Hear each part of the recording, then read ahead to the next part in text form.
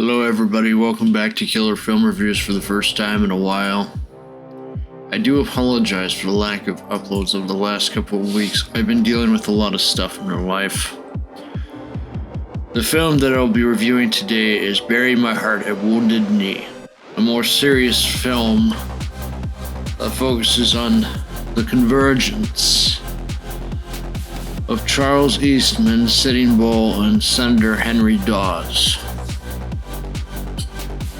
It starts out with a young Charles Eastman and his brother trying to run away from General Custer's troops. His brother ends up getting shot while he escapes. And I'm going back to the camp and they end up taking out General Custer. And that begins the battle for the Sioux Hills. The Sioux Hills, basically, the reason why the government wanted to suddenly take it all of a sudden is because of the defeat of General Custer and because they wanted the gold. Let's be honest, they wanted the gold. They wanted to sit there and build settlements out that way. Throughout the film, you see the struggles. You see how Charles Eastman is pulled away from his family. Pulled away from his family, basically. Pulled away from his Native American family, pretty much. The Sioux tribe, too. Go learn how to be a Christian man and all that. This was a dark time in American history. It's one of the reasons why history is important as a subject, because you need to learn the bad and the good. And we really did the Native Americans bad. In fact, and to this very day, they still claim it. They still claim the Black Hills as theirs, and they have every right to. Basically, what the American government kept doing during this time frame is they kept giving agreements to Indian chiefs like Red Cloud to sit there and sign, and they were giving away more and more land in exchange for food and supplies from the government. Sitting Bull remains a defiant man until the end, fighting on and trying to keep his people together as the government approaches in and tries to take away more and more land.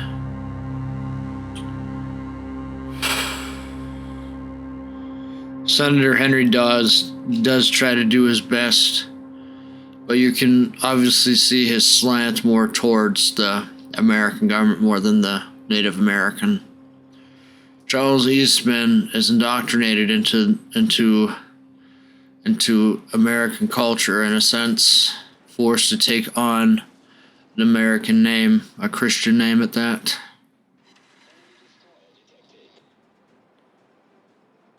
The teacher wouldn't even let him answer the question without him choosing a name. Those times were harsh to the Native American. They were harsh indeed, and it was a grave injustice. You also see the story of Charles Eastman's wife as well in the film. She serves as the reservation as a teacher, and that's a little later on in the plot. You mainly see Charles Eastman's life through this film and Sitting Bulls too. Mainly Sitting Bulls and Charles Eastman's. You see their fight. You see how things progress over time.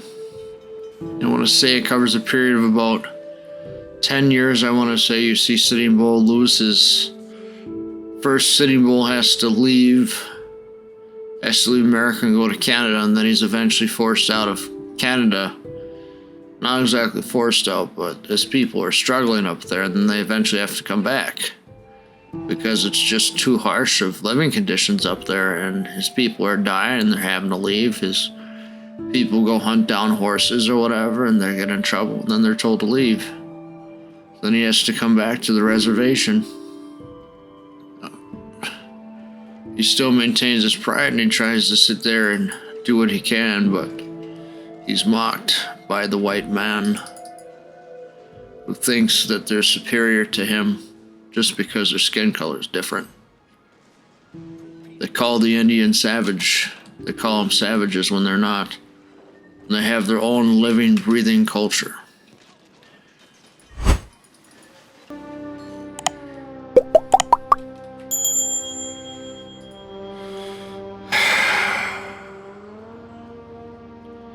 You see Sitting Bull's life play out in a way where he goes from having it all to losing it all due to the advancement of the government on the Indian territories, on the Indian lands. There's even a good scene in the film where he confronts the general that's trying to force him out, and he says, "This land doesn't belong to you, it belongs to us by our God. Yankan Tota." And they get into a debate about conquering different lands. It is really interesting to see the plot just develop itself over time. Henry Dawes over and over again tries to sit there and get the Indians to sell their land.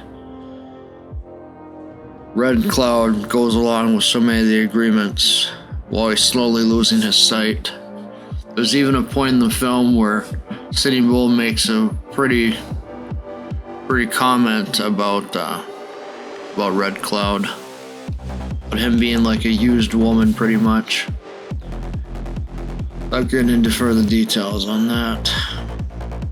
You do see J.K. Simmons in this. He's basically plays like a much smaller role. He's like the head of the reservation, pretty much. He pretty much just tries to keep everything in line, but he pays somebody to spread lies about Sitting Bull, so Sitting Bull doesn't gain a following.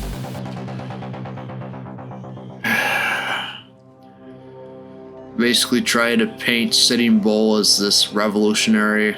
Pretty much they try to say he's trying to rile people up when he's not, when he's just trying to live his life. He asks for the occasional photograph and he gives back to his people. They lie about him and say all these awful things about him, and they eventually go off and get rid of Sitting Bull because they think he's going to start some revolution. And Sitting Bull meets his end, and a bunch of Indians are massacred. That's Wounded Knee in a nutshell.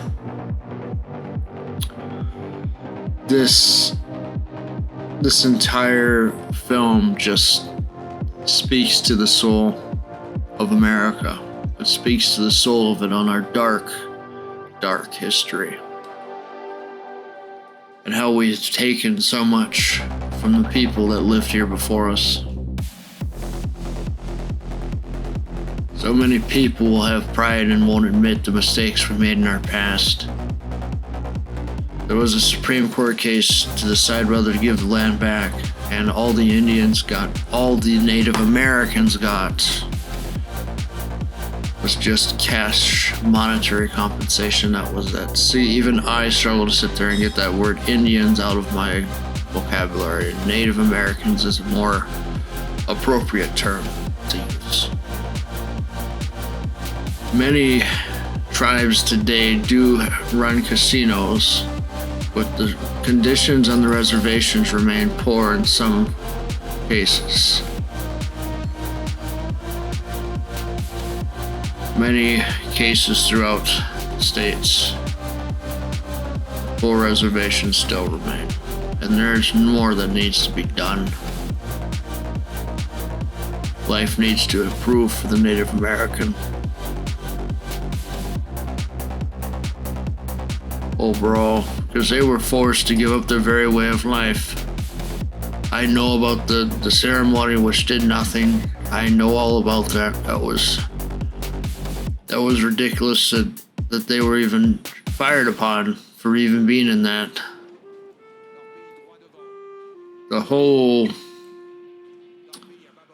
I want to say I saw 2 films on this. One in the past that I barely remember, and this one. And my impression is still the same. We robbed the Native Americans of the land. And some of the land should go back to them, in my honest belief. But nobody's going to do that now because of all the different cities built on it now. That's just ridiculous, and it's a travesty what happened to the Native Americans. The Sioux, Chippewa, the Ojibwa, they all dealt with the evils of America. Even some travesties have taken place at Fort Snelling itself, the hanging of Indians. We must not forget our past, we must not forget history unless we are doomed to repeat it. That is a true saying. It is a very true saying. Because if we forget our past, then we are doomed to repeat it. We are doomed to repeat the same mistakes as before.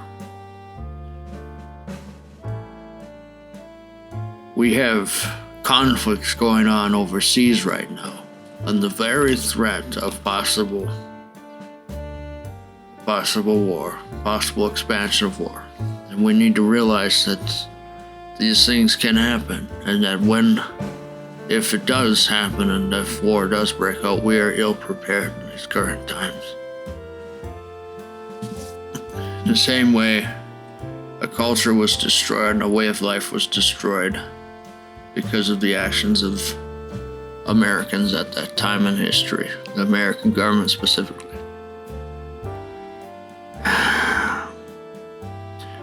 We've come a long way since then, but yet many will simply not bother to study history because they find it boring and they find it uninteresting, and that's fine. But what I will say to those people is that if you don't pay attention to history, it's going to repeat itself, and you're going to be gobsmacked when it does.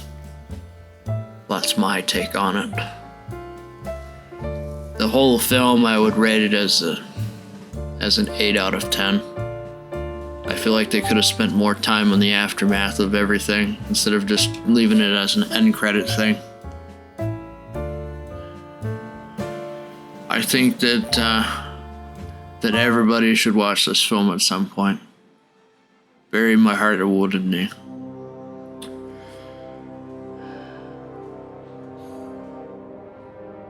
It's based on a book by D. Alexander Brown. It's like this was directed by Yves Simone. So yes, it's always a travesty when these events happen. I can't say that enough. We're so divided as a nation, it's not even funny. Divided along lines of gender, lines of race. What good have these divisions done us? They've done us no good. If we were unified, a lot of things could have been done already. But instead we're divided along the lines of class, race, gender, all these things. Because that's what the powers that be want. Just as they conquered the American Indian, the Native American, they're conquering us while they continue to hold the power and make irresponsible decisions. Thank you for tuning in to today's killer film review. I'll come back with a much lighter-hearted video review next week, hopefully. Thank you for tuning in, and I'll see you on the next video. Landedkiller out.